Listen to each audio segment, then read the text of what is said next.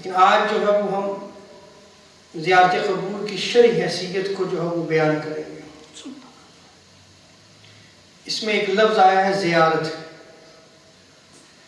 زیارت کا لفظ جو ہے یہ مقدس مقام کی حاضری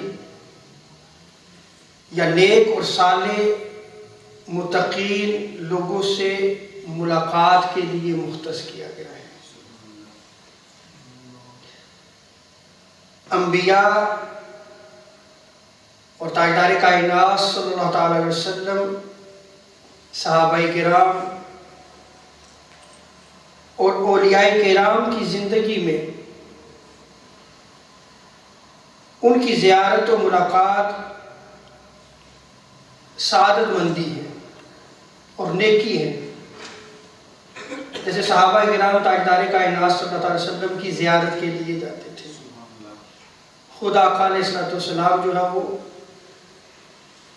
صحابہ کو جو ہے وہ دعوت دیا کرتے کہ آج فلاں جو ہے وہ صحابی کی زیارت کے لیے چلتے ہیں۔ اسی طرح صحابہ جو ہے وہ تاجدار کائنات صلی اللہ علیہ وسلم کی اسی سنت پر عمل کرتے ہوئے ام ایمن کی زیارت کے لیے جایا کرتے ہیں۔ جس طرح ان کی زندگی میں زیارت کی جاتی ہے،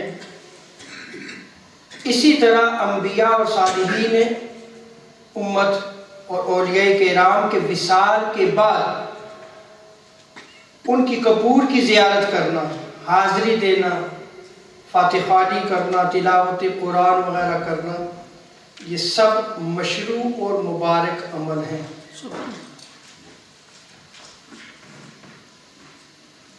تاجدار کائنات صلی اللہ تعالی علیہ وسلم جنت البقیع میں باقاعدہ تشریف لے جاتے، اسی طرح صحابہ کرام آقا علیہ السلام کی اسی سنت پر عمل کرتے ہوئے اس سلسلے کو جاری رکھتے۔ تابعین نے بھی اس سنت پر عمل کیا اور صدیوں تک ائمہ دین جو ہے وہ اس سنت پر عمل کرتے رہے۔